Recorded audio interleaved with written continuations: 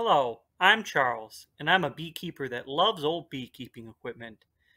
Today we're going to look at an exceptionally rare smoker. It is a copper Corneil smoker. What we have here is a very rare Corneil smoker. I know those of you that are familiar with antique smokers are looking at this going, no, that is an AI root jumbo smoker. Well, you are correct and you aren't correct, and I'll show you some of the key differences. Corneil is mostly known for this smoker right here. These smokers were very popular in the very early 1900s, late 1800s. It's one of the gooseneck smokers that were popular for a short while. Corneil eventually moved to this design before the company or the patent were bought out and utilized by AI Root to make the AI Root smoker series, which included the Jumbo, the Standard, as well as the Miniature or the Little Wonder, also called the Junior Smoker in some ads.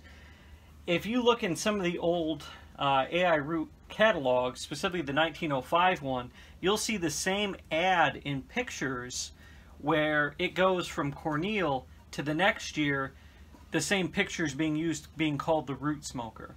Now, one of the mysteries to me is who was Corneil, or how did the smoker get named? And I presume it's the name of the inventor of this smoker and this smoker. However, I can't get an answer. I found the closest answer might be a gentleman from the Ontario Beekeepers Association that was familiar with AI Root and was knowledgeable of smokers at the time. But he died about 1896-ish. So these smokers debuted about 10 years, especially this smoker debuted about 10 years after. So I don't think that's it, but I'm still looking for that answer. So what do these two have in common that's different from a root smoker? Well, you want to look at the brackets. These ones that hold the fire chamber on. See how they're rounded? This one is a little detached here on the bottom. That needs a repair. And by the way, this thing does need repairs because the bellows is broken and pieces like that. And it looks like somebody put new leather on it, but it really does need a better repair than this. But I'm kind of obtuse about touching it, or at least hesitant about touching it, because it's such a rare piece. But once again, the brackets really tell you because they're rounded like that. They reused the brackets from the earlier model, these rounded ones. Now let's compare it to a jumbo smoker from a couple years later. Here is the AI Root Jumbo and the Corneil smoker right next to each other. They're practically the same smoker. They take the same design, and this is what I would argue was the most proliferated smoker of its time, the AI Root series of smokers, which I would argue most smokers copy this design now. This is the one that they all look like now, or at least this is how the modern smoker looks.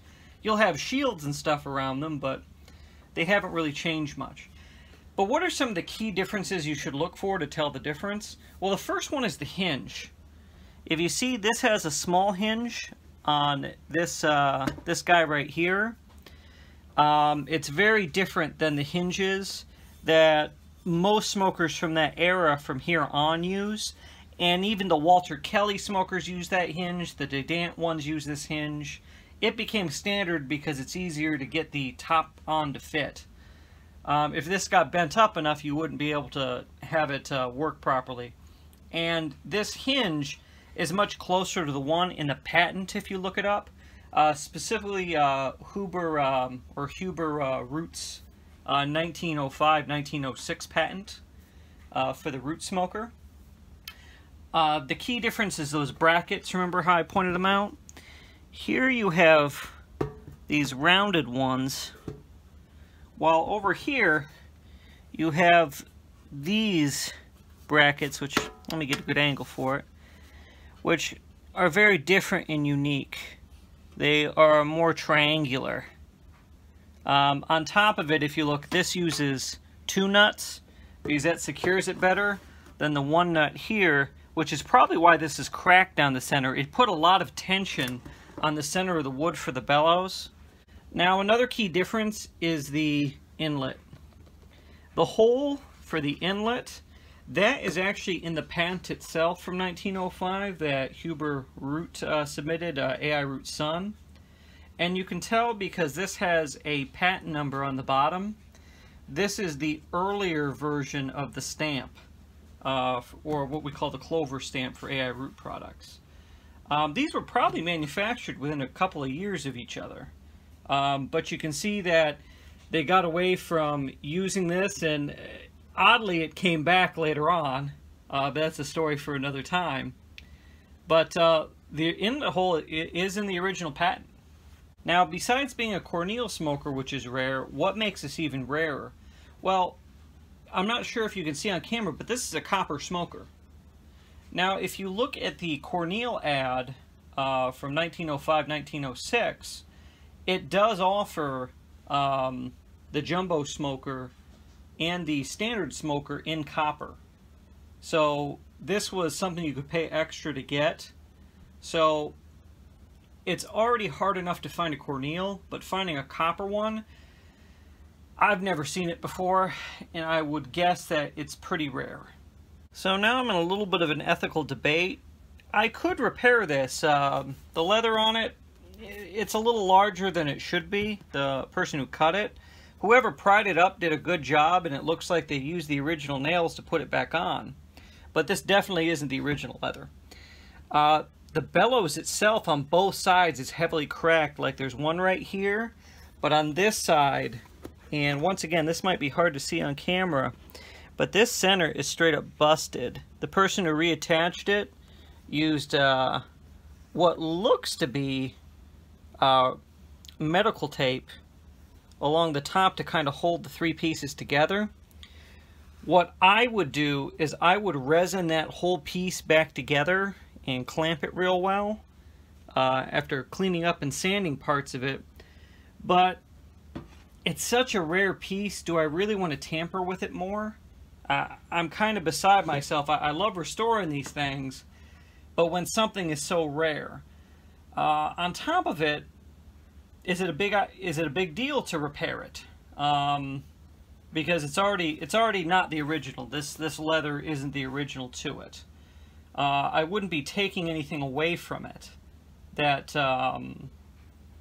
arguably would have historic significance. So I am on the fence about it, and I'm going to leave it for now, but I would appreciate people's opinions. So in conclusion, the key things that changed between these two smokers were where the hinge was, the shape of the mouth and the lid on the fire chamber, and the pull ring, because I'm guessing this was a pain right here to have to open to refuel, because you have to touch the metal, and there's no... I bet that gets very hot. I'm willing to bet people have burned themselves on that smoker and have come to regret it.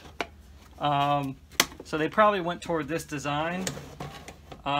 This design really, once again, is carried over in modern smokers, so I am excited about this little piece of history, and I think it's especially neat, and I hope you think it's neat too.